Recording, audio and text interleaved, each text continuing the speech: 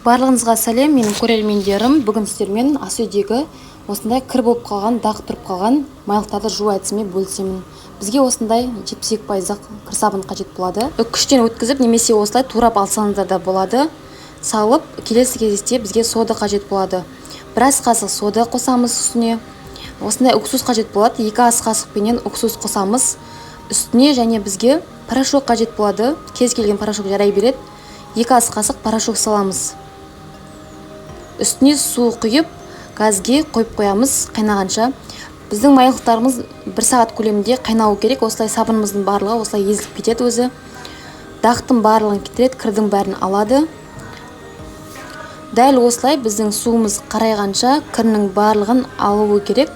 Қосқан қоспаларымыз алғаннан кейін, уақыт өткеннен кейін салқын суға шайып аламыз. Осылай не қараңыздар, осындай майлықтарымыз аппақ болып шығады.